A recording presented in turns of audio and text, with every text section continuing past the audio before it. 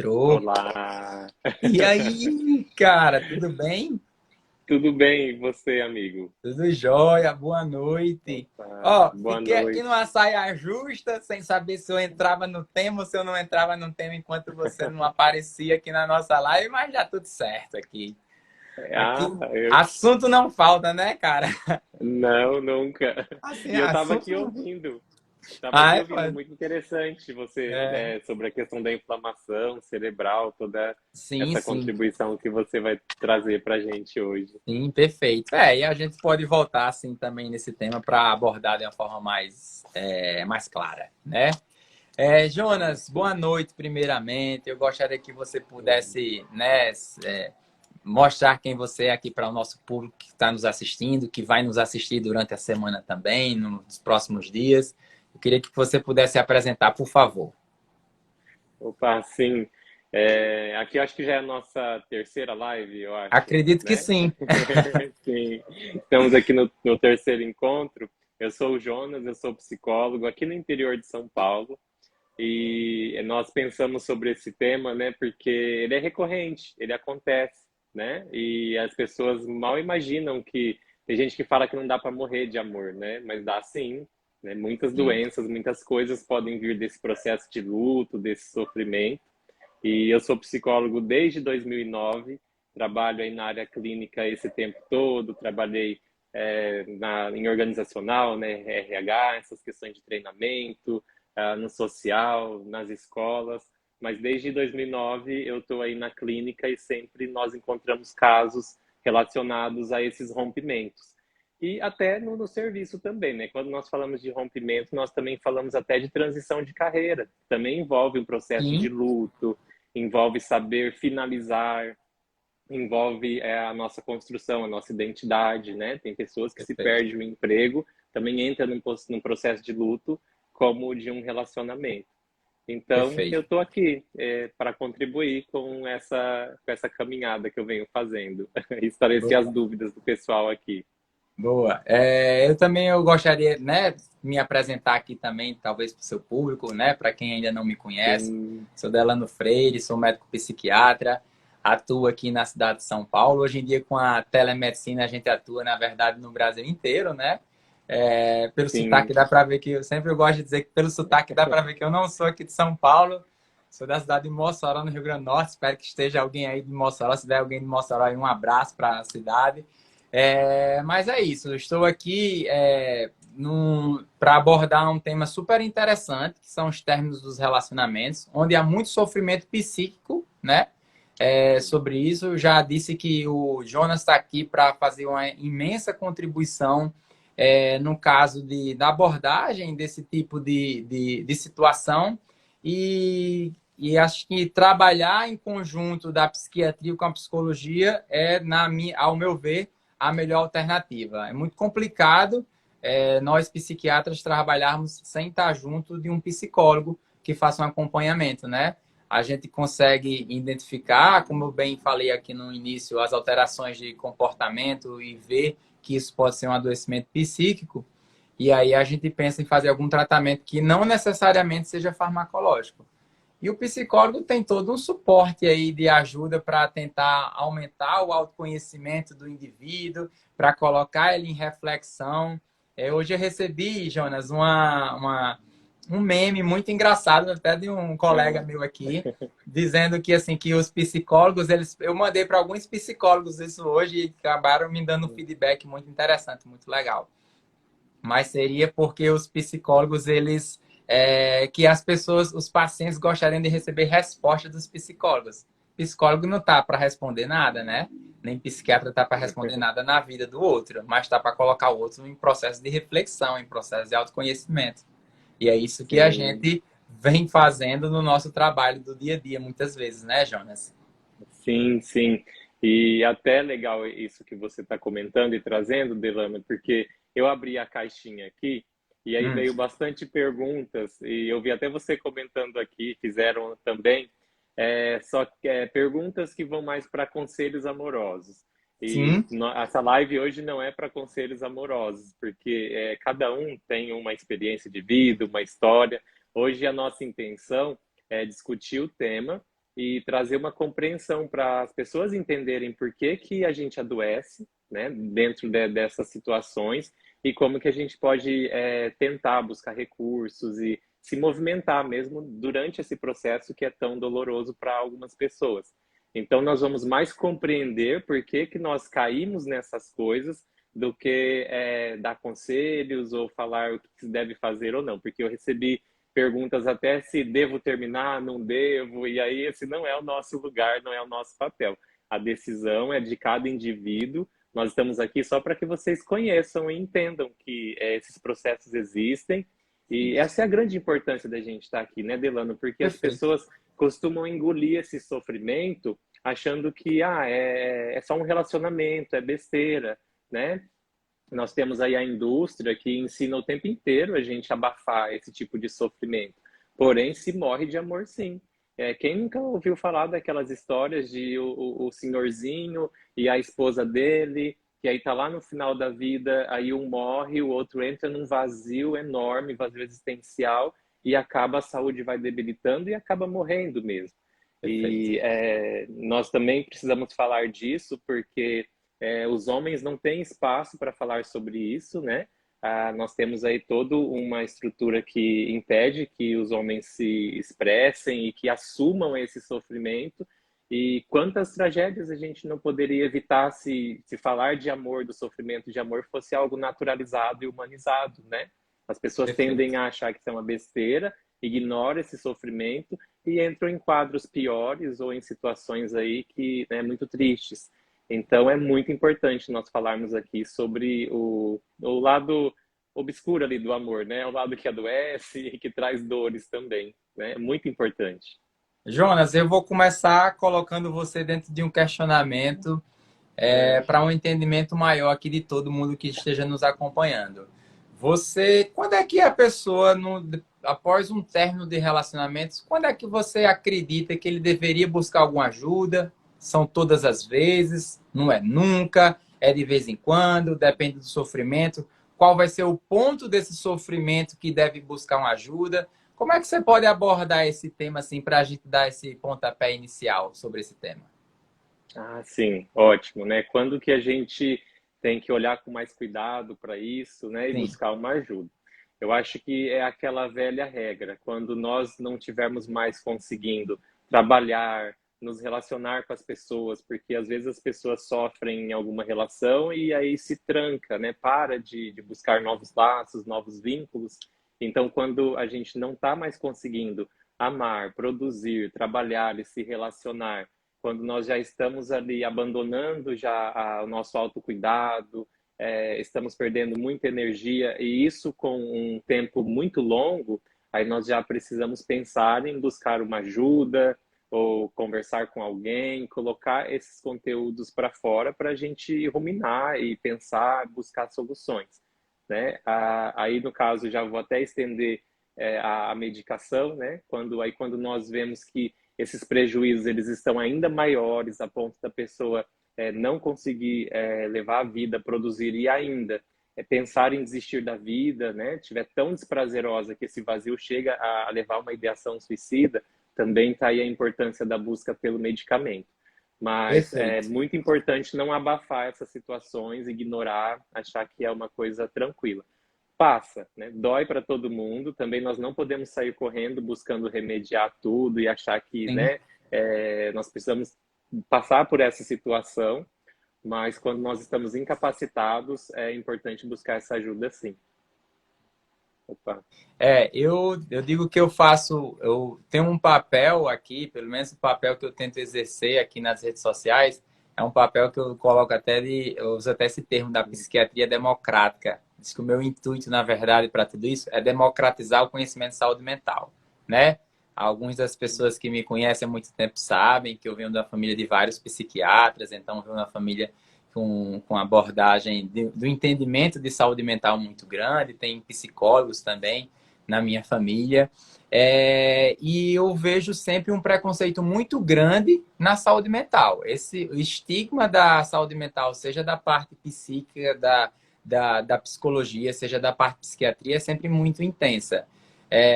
puxando para o meu lado, eu consigo identificar que é uma grande estigma em relação à psiquiatria de um modo geral.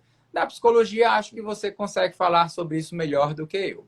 Mas voltando a esse ponto específico, as pessoas têm que ter um entendimento de que todos os órgãos do nosso organismo, eles podem adoecer.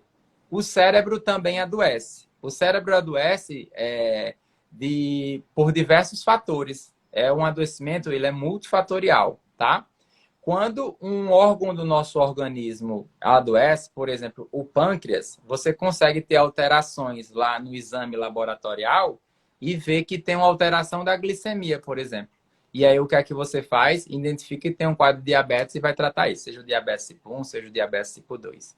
Quando você tem um término de um relacionamento, geralmente, desse processo, é um processo de um estresse muito grande. O estresse muito grande, de uma forma muito intensa, seja ele súbito ou seja ele de forma crônica, ele pode adoecer um órgão específico do seu organismo, que é exatamente o órgão cérebro. No órgão cérebro adoecendo, a gente entra dentro desse processo, como eu já falei, é um processo inflamatório cerebral. Nós temos tudo muito organizadinho no nosso cérebro, Jonas, que tem circuitos cerebrais específicos para a gente exercer as nossas funções do nosso dia a dia. Há um equilíbrio da quantidade de neurotransmissores que fica entre um neurônio e outro, e a gente precisa desse equilíbrio para nós estarmos bem, né? O nosso cérebro, existem alguns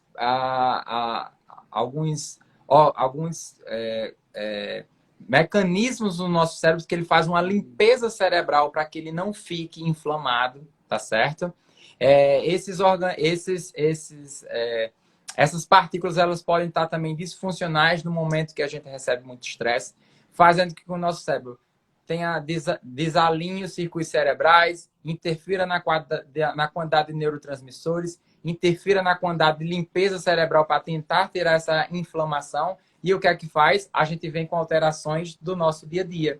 Alterações de não conseguir dormir bem, alterações de não conseguir manter relações adequadas com outras pessoas, a qual antes você tinha uma convivência boa, não ter prazer nas coisas das quais a gente tinha antes. Eu estou começando a citar alterações e características que são características de quadros ansiosos, de quadros depressivos, onde não necessariamente você está deprimido ou não necessariamente você está com um quadro de ansiedade, mas você está começando a apresentar alguns sinais que podem ser caracterizados como de uma forma patológica, uma ansiedade patológica, um quadro de humor deprimido patológico. E aí é como a gente começa a identificar, como você disse, quando a gente não consegue fazer aquilo que a gente tem um desejo de fazer, não consegue exercer isso de forma adequada, a gente precisa buscar ajuda. E aí, como eu digo, quando vai buscar ajuda em saúde mental, porque as coisas estão desandando, você tem que buscar ajuda em quem você se sentir mais confortável. É no Jonas que você se sente mais confortável, é ele que pode te dar um apoio, um apoio seguro no começo, vai buscar o Jonas. É no Delano, é num psiquiatra ou outro colega que vai nele, né? Porque aí você tem essa primeira consulta, que é o nosso acolhimento, né, Jonas? Eu queria, Sim. né? Esse acolhimento é muito importante. Eu queria saber se você tem alguma abordagem, se você pode falar sobre isso, sobre essa primeira Sim. consulta, sobre esse acolhimento, como é que deve ser feito, deve levar a família inteira, vai sozinho, como é que é tudo isso? Como é que vai dentro desse processo todo? Eu acho que, não sei se está caindo, está piscando aqui, não sei se vocês estão me vendo normalmente, né?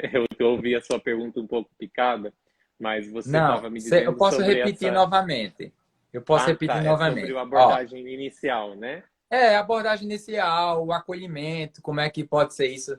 Nós temos um fã aí, né, que é o Tiago Rodrigo, falando, nos elogiando. Um abraço para ele. Um abraço, Thiago. Tá em bastante gente aqui, o pessoal da minha cidade também, né? Sim, Eu vejo alguns seguidores seus que sempre estão aqui com a gente. sim, Mas, sim. olha, então, é sempre o começo ali do nosso trabalho, né? A minha abordagem é a psicanálise, né? O trabalho mais guiado por esses estudos, por essas contribuições aí da ciência. Então, nós sempre começamos com a escuta, né? Ouvir bastante. Essa pessoa que está em sofrimento, ela precisa ali reclamar, falar, esgotar tudo que está ali dentro dela. O Freud fala que quando se apaixonar é receber uma descarga muito grande de energia, né? Nós temos várias emoções, sentimos várias coisas.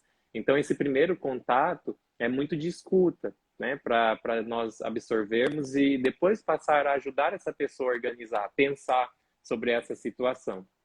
E aí o legal de quando você falou, né, da questão de buscar ou a mim ou a você, né, ou seja, o psicólogo ou o psiquiatra, eu vou inserir que às vezes esse caminho começa até com um amigo, porque no caso específico dos homens, eles não falam uns para os outros quando eles estão sofrendo pela namorada ou pela esposa, porque se torna um pouco, na nossa cultura, pejorativo o homem sofrer por amor, né? Então, talvez esse caminho comece até conversando com um amigo, expondo isso e recebendo essa orientação de buscar os profissionais. Mas nós sempre começamos com a escuta. Porque um relacionamento não é só um relacionamento a partir da ótica, né, da psicanálise, Delano. Nós estamos falando sobre vinculação. E quando nós falamos sobre vinculação, nesses momentos nós vamos checar esse histórico. Como que foram as vinculações e os processos que essa pessoa passou.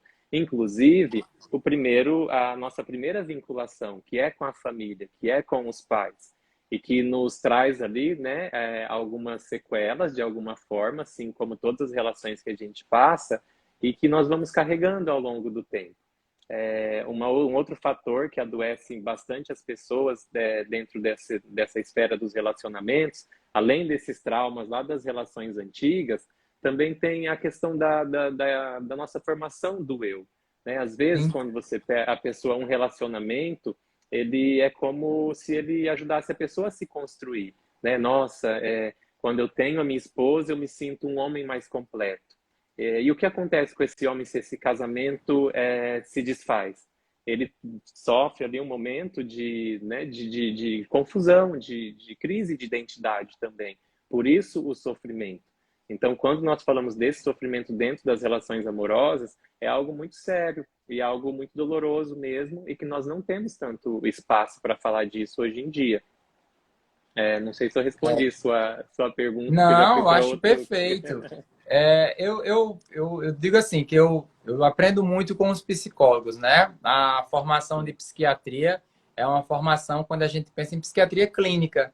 O psiquiatra, na verdade, ele fica buscando. Nós buscamos muito o entendimento das terapias, da psicoterapia, do estudo que seja da psicanálise, do estudo de uma forma da terapia cognitiva, ou da terapia cognitivo-comportamental. Nós vamos em busca de... Porque na nossa formação de psiquiatra especificamente, nós temos a formação em psiquiatria clínica, onde a gente diagnostica as doenças, entende por que isso acontece, entende a disfunção cerebral e faz um tratamento em cima disso.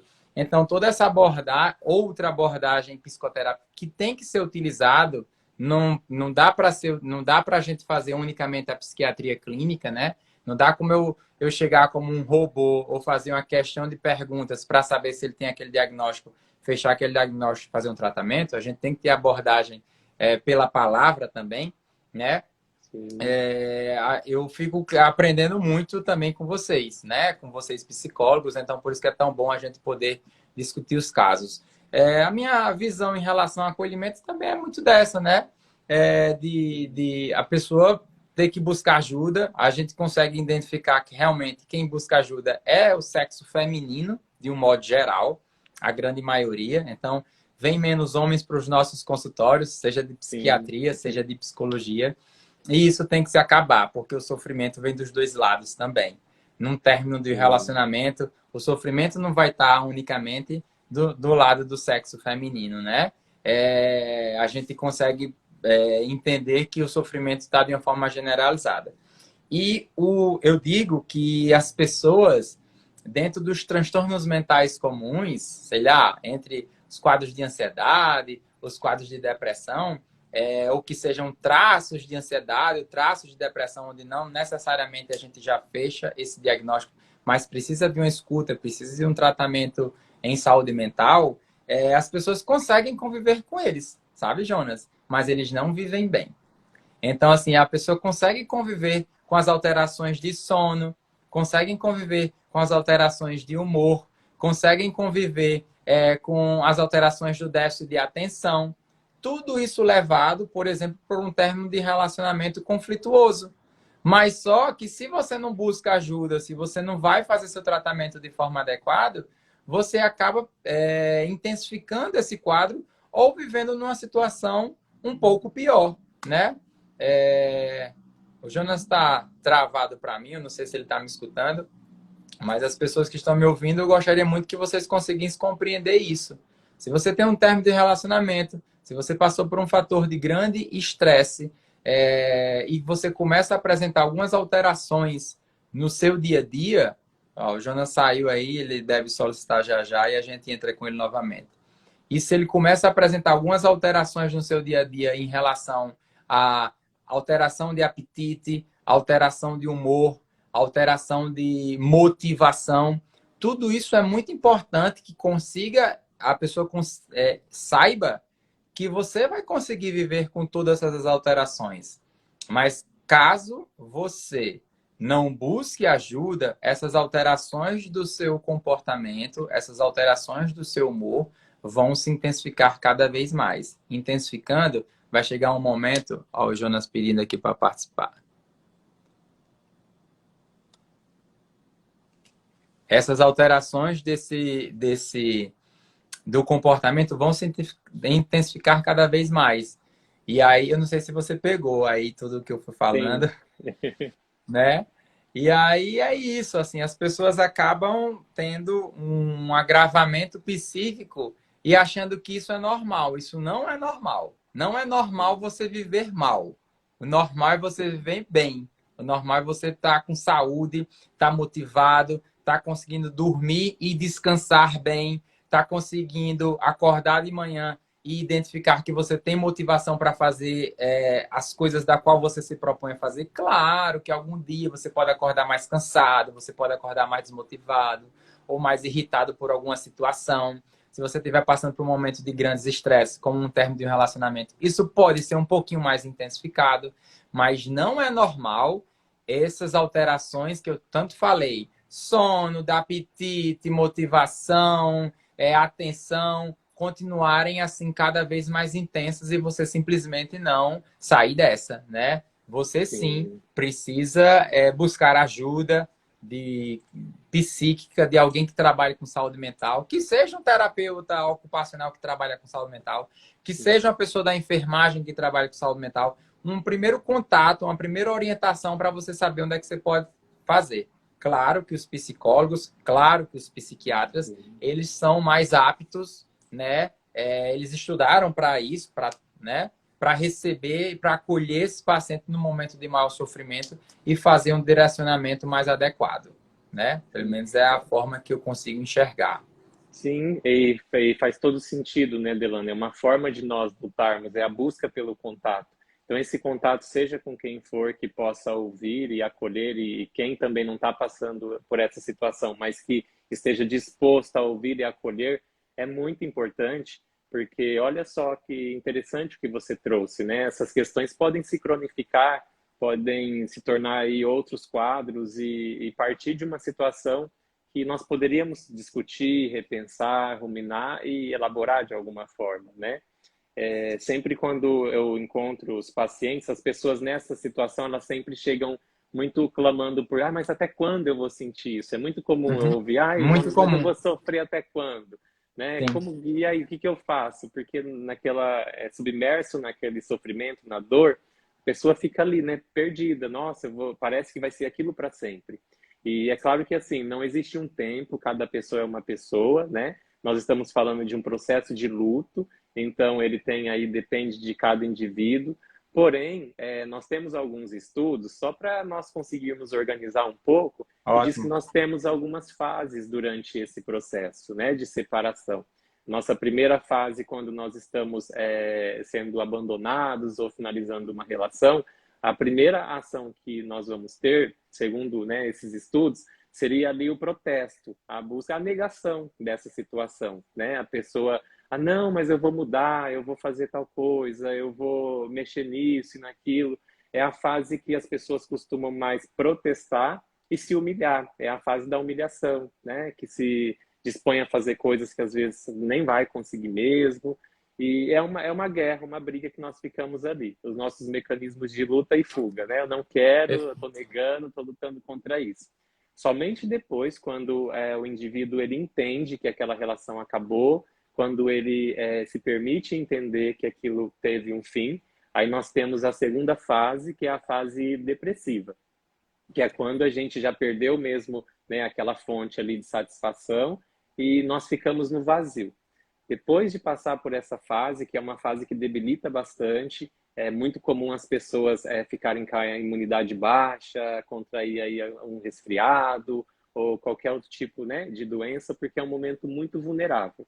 Depois desse processo, nós começamos a entrar em um processo mais de análise, e aí nós chamamos até de a fase do ódio, né? Porque até tem alguns estudos que falam o amor é cego, mas o ódio ele é analítico. Então, ele vai trazer aí para a gente essa capacidade de analisar. Ah, mas nem era, eu nem estava tão feliz assim.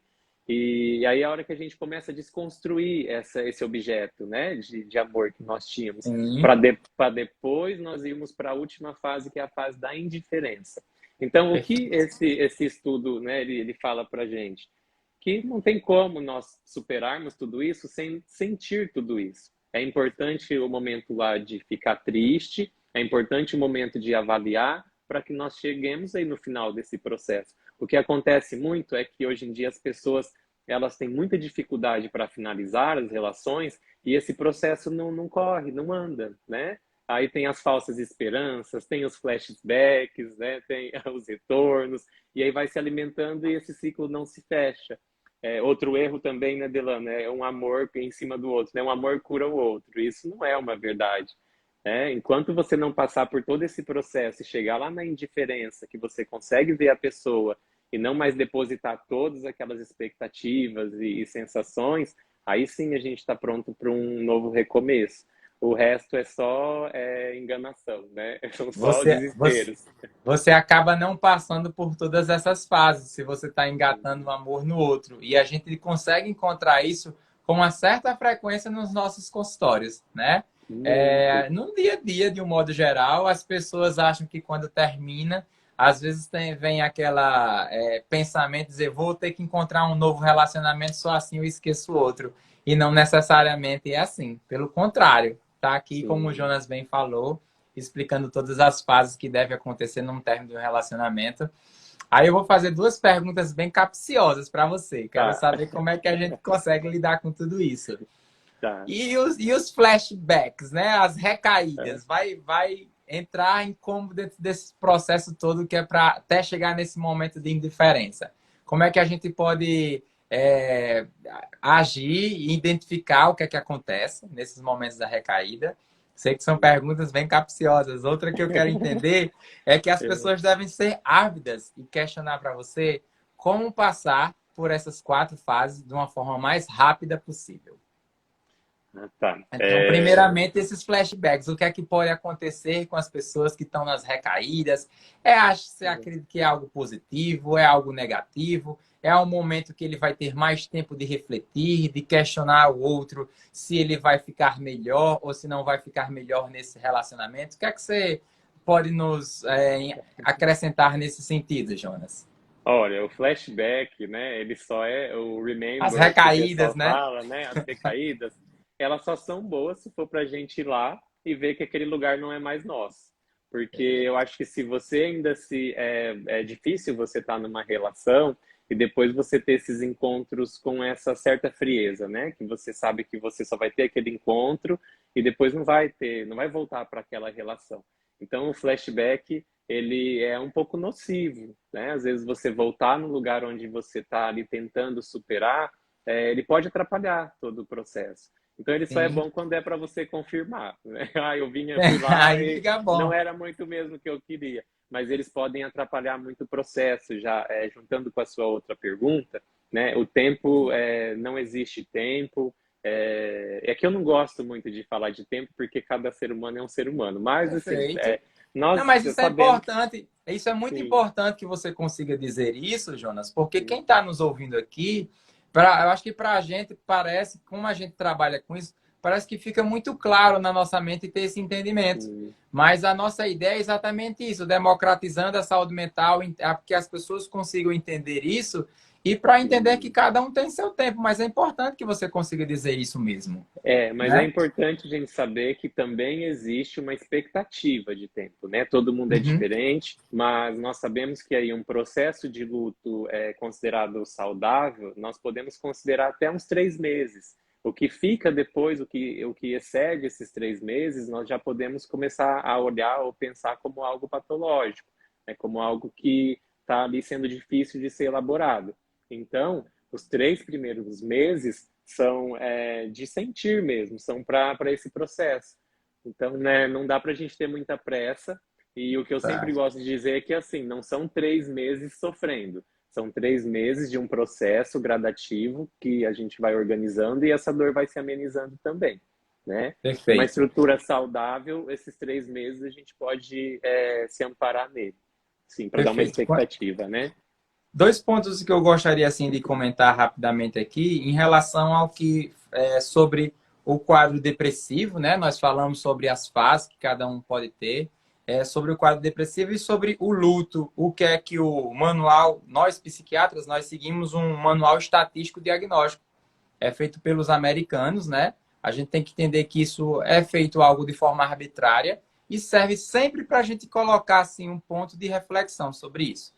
Primeiramente, voltando sobre o ponto da depressão, é para que as pessoas consigam entender que todas aquelas características que eu fui citando sobre alteração de apetite, alteração de irritação, alteração de sono, pensamentos de ruína, pensamentos que, né, de autodestruição, o humor mais entristecido, a falta de prazer em coisas que antes lhe davam prazer, todas são características que a gente pode colocar dentro de um quadro depressivo, né?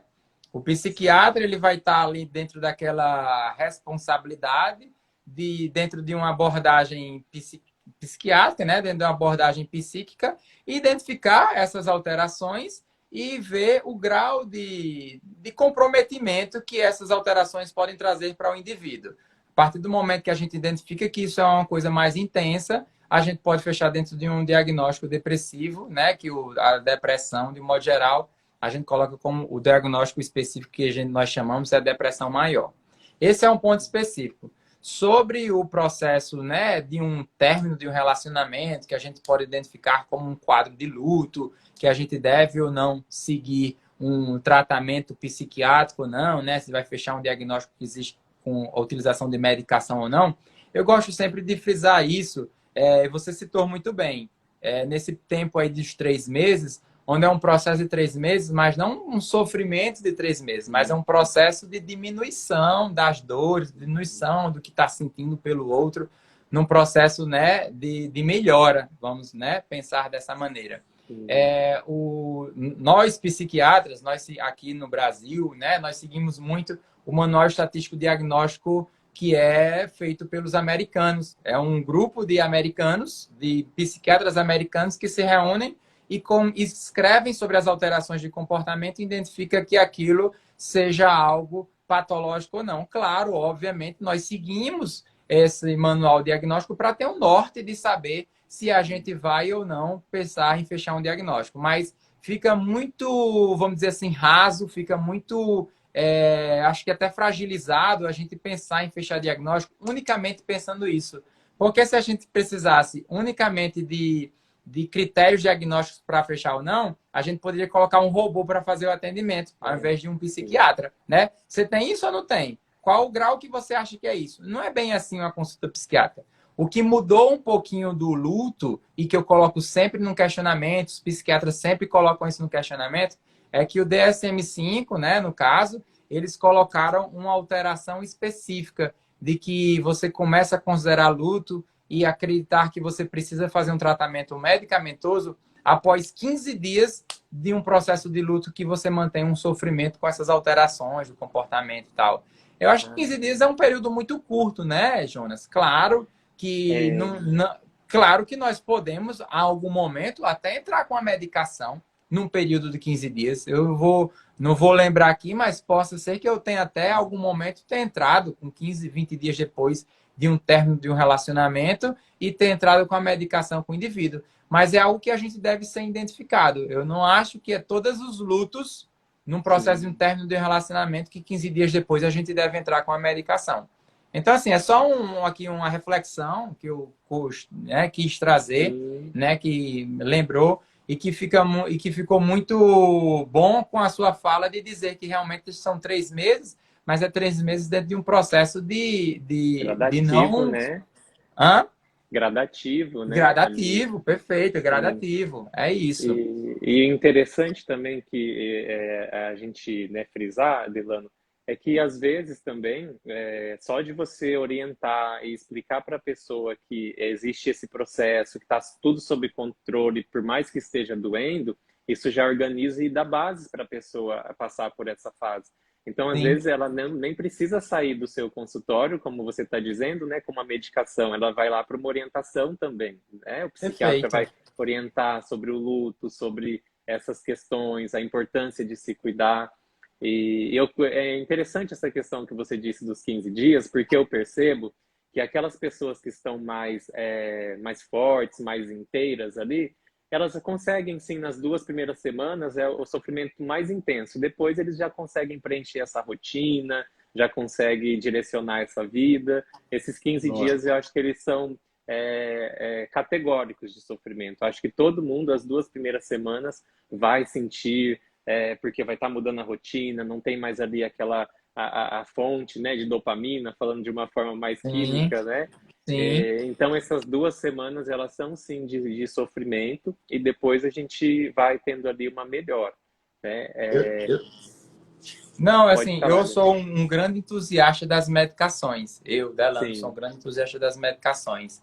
Mas tem paciente que, quando a gente entra em contato, que eles acabam achando muito ruim quando eu digo que o tratamento dele, por exemplo, não precisa de medicação. Eu disse, ó, não é bem assim.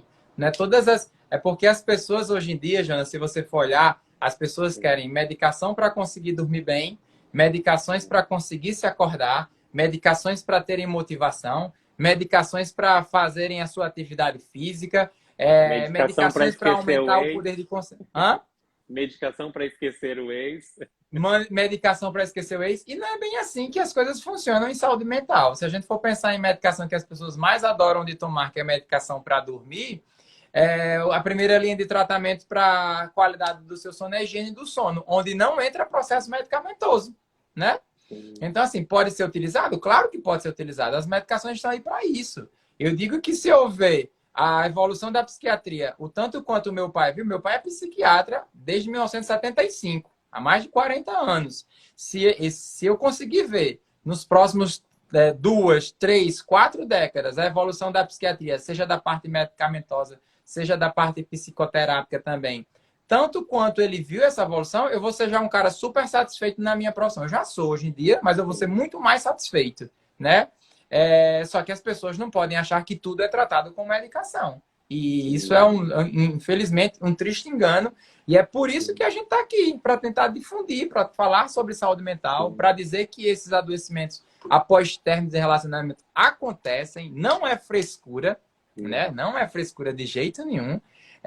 Só que a gente tem tratamento adequado, tem uma abordagem psicoterápica que pode ser interessante, uma abordagem psiquiátrica que pode ser também muito boa, né? Precisa cuidar, né, Delano? Não é não é frescura, e precisa cuidar. Isso que você falou é muito importante, porque o processo de cura também é o processo ali de você conseguir elaborar e lidar com essas emoções. Então, se a gente sempre remedia, nós passamos ali a não exercitar também essa capacidade de lidar, e nós vamos, a cada relacionamento, a cada término, nós vamos aprendendo alguma coisa. A casca vai ficando mais grossa, né, para os próximos Sim. sofrimentos. Então é muito importante também a nossa capacidade de sentir e de viver esse processo. Pelo menos os 15 primeiros dias é importante sentir e organizar essa vida. Nós falamos na psicologia, na psicanálise, Delanos, de investimento libidinal, né? O Tá. vazio que a gente sente quando acaba uma relação é porque nós estamos ali com um parceiro, uma parceira, nós direcionamos uma energia para ele, né? Um investimento. E aí, quando nós Perfeito. perdemos esse objeto, nós entramos num vazio, porque, né, o domingo eu fazia tal coisa, agora o que que eu vou fazer Sim. no domingo? O sábado era assim, o que eu vou fazer agora? E então nós entramos nesse vazio e que ele também, né, se a pessoa não conseguir ali administrar, pode se adoecer. Eu também vi aqui tem umas questões que o pessoal está subindo, vi uma pessoa falando assim, e aquela história da metade da laranja, né? Essa história da metade da laranja, ela não ajuda muito não, porque quando a gente acha que precisa do outro para ser inteiro, e a hora que o outro vai embora? A gente Isso. desmorona. É aí que vem É, o sofrimento, o adoecimento. Então, essas dores nos finais de términos, elas são muito sérias, porque diz às vezes da identidade da pessoa, né? Nossa, eu perdi tudo, a vida não vai ter mais sentido. Então, é um momento também, Delano, quando as pessoas estão passando pelo término, é muito comum que nós revivamos todos os outros términos e lutos. É muito comum o paciente falar assim, primeiro não deu certo com fulano, segundo, tal coisa. Então, quando nós estivermos sentindo essa finalização, nós estamos revivendo todos os outros processos de luto. Por isso que é uma dor intensa, né? às vezes intensifica mais por isso, né, Jonas? Sim, Eu costumo dizer que nós somos, né? Nós somos seres sociáveis. Nós sim, precisamos do outro para estar feliz. Assim, o isolamento, de um modo geral, a solidão é muito complicado. A solitude não, a solitude é muito bom. Aquele momento você sim, consegue estar consigo mesmo e você se diverte consigo mesmo com um livro, com o seu videogame, com o seu trabalho, com quer que seja, né? Mas a sim. solidão é algo um pouco complicado. Se tem essa busca do isolamento muito intenso, a gente até identifica alguns quadros psiquiátricos que podem levar a isso, sejam quadros psicóticos, sejam quadros depressivos. É interessante que a gente consiga perceber isso. Só que as pessoas não podem acreditar que a sua felicidade vai estar no outro. Nós somos seres sociáveis, mas seres sociáveis que se somam. E não seres sociáveis que precisam do outro para estar bem, né? É diferente. A sua percepção de visão é completamente diferente. Se você é ser sociável que soma, se você é aquela pessoa super energizante, pessoas vão querer estar junto de você para somar junto com elas aquela sua energia. Agora, se Sim, de alguma maneira você vai estar querendo encontrar no outro a única felicidade, e se o outro não quiser mais você? Simplesmente você uhum, vai se aniquilar? Você vai ficar mal? Não, pelo contrário.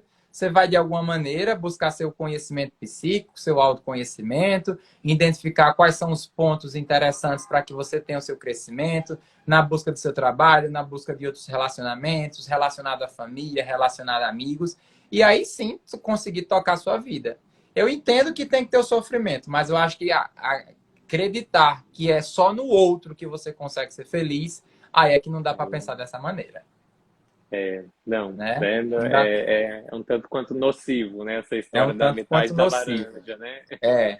Exatamente. Não, Outro ponto importante assim que eu lembrei aqui de falar que você citou em relação à cura, né? É muito interessante, Jonas, porque a gente consegue encontrar no nosso ambulatório, no nosso consultório do dia a dia, sempre o questionamento: quando é que eu vou me curar? Seja por um adoecimento psíquico qualquer, né? Seja a depressão, seja o transtorno bipolar, seja um quadro psicótico, seja um quadro de ansiedade relacionado ao término de um relacionamento. Só que o que acontece? É difícil você encontrar na medicina, na saúde de um modo geral, e a saúde psíquica vai estar envolvida nisso também, porque faz parte de um todo, né? sim. Que a gente não encontra essa cura tão fácil assim na medicina, não. Qual é a Uhum, doença que a gente consegue curar? Você cura uma gripe, você melhora da gripe e pega de novo no outro dia, sim. né? Você melhora de um câncer de pele, você tira o câncer de pele, joga fora, extirpa de você, mas de algum momento sempre vai ficar aquela tensão se você vai ter aquele câncer novamente ou não. Se você for pensar no ponto cirúrgico, né, especificamente, a gente pensa assim, tirar aquela doença do nosso organismo. Mas todas as doenças que são retiradas do nosso organismo sempre ficam ali com os médicos, ficam com um sinal alerta aceso naquela atenção, porque não dá para se falar em cura na medicina, na saúde de um modo geral, e não vai ser diferente na saúde psíquica. A gente está em um processo de homeostase, que por hora não está tão bem, por hora está um pouquinho melhor, mas sempre tentando buscar aquele processo que a gente fique estável, né? Buscando a nossa estabilidade clínica, Sim. psíquica, de um modo geral. E aí perguntaram aqui, como que faz para não adoecer, né? Subiu aqui uma pergunta. Tem que encontrar Não um tem, relacionamento melhor, viu? né? Mas assim, não tem como, quando a gente se aventura pro amor, né, Delano? A gente está disposto, né, a todas essas aventuras mesmo.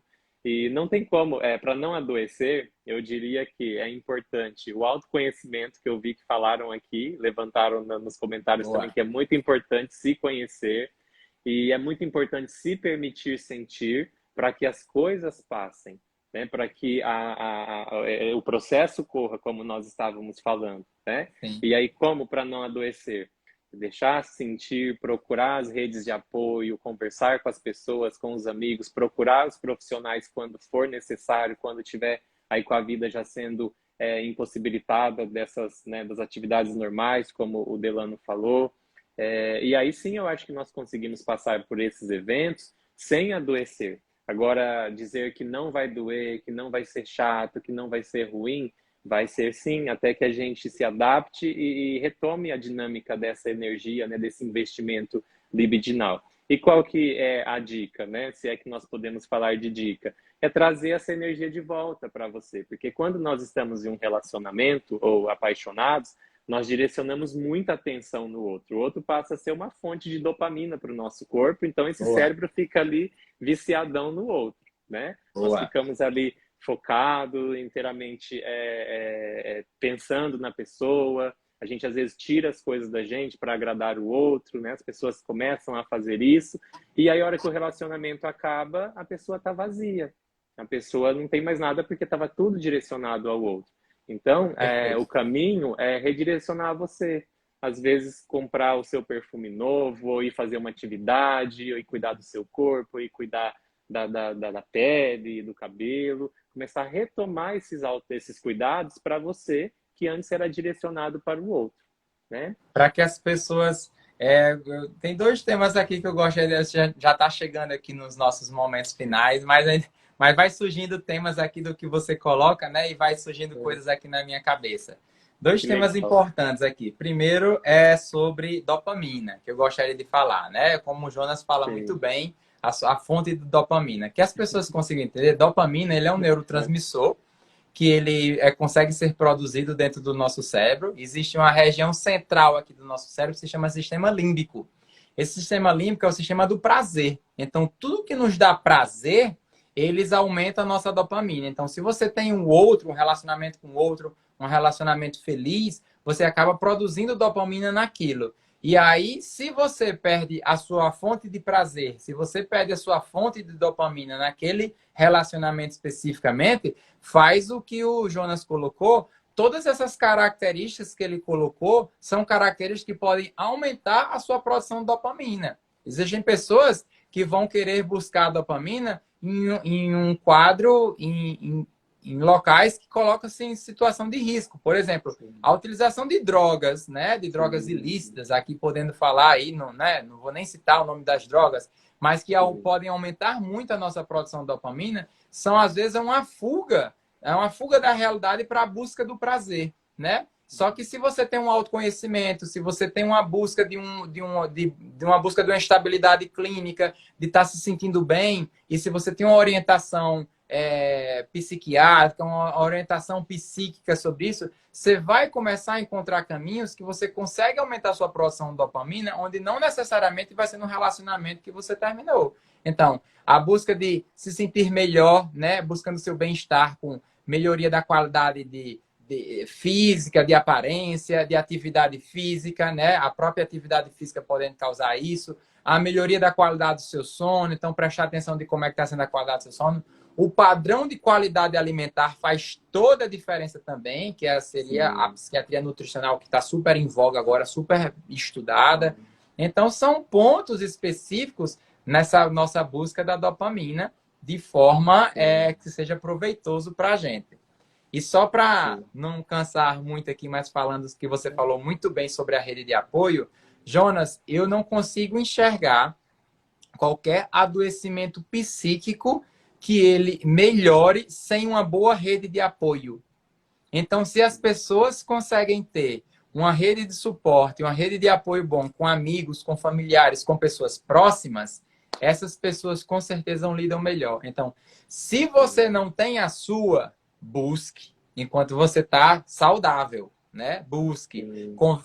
Fique próximo do seu pai, fique próximo da sua mãe, tenha um amigo próximo com quem você possa contar, tenha um familiar próximo que você possa contar. Não coloque essa sua rede de apoio, rede de suporte em uma única pessoa. Sei lá, tudo pode acontecer, né? Um término pode acontecer, um rompimento, sei lá, infelizmente alguém pode perder sua vida, e aí você não pode colocar sua rede de suporte e rede de apoio sendo em uma única pessoa, em um único ser vivo, em um único animal. Eu acho que você deve buscar sua rede de suporte e rede de apoio dentro de um grupo, né? E aí sim, você vai em esses momentos de mais dificuldade, que você perdeu a sua dopamina aí, né? Esse momento de prazer, você buscar sua rede de apoio aí para se sofrer menos. E eu acho muito importante isso que você disse. Eu vou retomar, não vou deixar escapar esse assunto sobre essa fuga do sofrimento. Nós temos hoje a nossa cultura ensina, desde muito antes, a afogar as mágoas com o álcool. Né? Toda vez que fala de amor, de sofrimento de amor, nós fomos ensinados que o remédio era o álcool. A música e o álcool é a droga que mais mata no mundo. Né? E é uma substância que está aí sendo vendida, e as músicas dizem isso. Né? Então, olha como nós não estamos falando sobre como lidar com esse processo, e sim falando sobre abafar esse processo, negar esse processo. Então, para que nós consigamos passar por esse processo, nós precisamos encará-los de frente e não fugir, nos distanciarmos do problema que nós temos para resolver, seja buscando, né, aí uma alimentação de uma forma exacerbada para ter prazer, uma vida sexual em risco para ter prazer, ou as drogas, como você disse, né, desses comportamentos autodestrutivos. Mas é muito preocupante que nós temos na nossa cultura esse tipo de discurso, né? Que bebe que passa, né? E isso não ajuda nada, né? O que ajuda a passar é passar por todos os sintomas, é sentir tudo que tem que sentir, buscar o colo de quem você tem, buscar os vínculos verdadeiros que você tem naquele momento, que depois passa, né? É um momento muito intenso, mas depois um outro amor surge, e aí aí a gente sofre de novo e vai se calejando nesses processos, né? Muito bom ter. Eu acho que assim, eu acho que o importante é a gente não cansar quem não está nos ouvindo, né? Nos assistindo. Sim. Já são 1 hora de live aqui que a gente está comentando sobre estar em relacionamentos. Sempre tem muitas outras coisas para serem abordadas. Em algum outro momento a gente pode até voltar. Eu acho que você falar sobre isso foi fantástico, é isso mesmo. Eu espero que as pessoas tenham conseguido captar essa sua mensagem agora que você falou em relação aos términos, né, do abuso e uso de álcool. Mas eu acho que a gente poderia agora estar encerrar a nossa live aqui. Eu gostaria que você pudesse se despedir de todo mundo que está aí e dar um abraço a todo mundo. E é isso. Olha, eu vou Mandar sua agradecer. mensagem final, por favor. Sim, vou agradecer o pessoal daqui da minha cidade, minha família, meus amigos que passaram por aqui fazendo a gente dar uma A rede de risada, né? suporte, sua Tem rede a de rede de suporte. suporte, ó. Tem a Selma, que é sua fã aqui de Luisiânia, passou aqui a Sandra, do postinho de saúde daqui da minha cidade, o pessoal da saúde aqui em peso. Tem paciente passando aqui também. Então, muito obrigado a todos, obrigado aos seus seguidores também, e a você por sempre estar, né, nessas conversas nossas aí para democratizar o conhecimento para as pessoas. Boa. Jonas, eu tenho assim um profundo prazer em ter conhecido você ano passado aí pelas redes sociais. A gente não se conhece ainda Sim, pessoalmente. Em breve vamos nos conhecer, espero sim, pessoalmente. E obrigado por tudo, por toda a parceria, por todo o apoio. Eu acho que foi fundamental você poder ter trazido o seu conhecimento hoje falando sobre isso. Você é um psicólogo que gosta de abordar esse tema. Acho que é um tema importantíssimo, tá? Sempre muito em vigor, né? Todos o que você pode pensar em relacionamentos humanos, os términos de relacionamentos estão sempre com envolvimento de muitos conflitos, e ter pessoas que possam trabalhar com isso, como você, é fundamental para todos nós, tá certo? Obrigado novamente, boa noite para todos E eu vou deixar a live aqui gravada para quem quiser nos assistir mais tarde. Beleza? Obrigadão. Boa noite para todo mundo. Um abraço, pessoal. Boa noite. Tchau, tchau. Boa semana. Boa Valeu. Tchau, semana. tchau.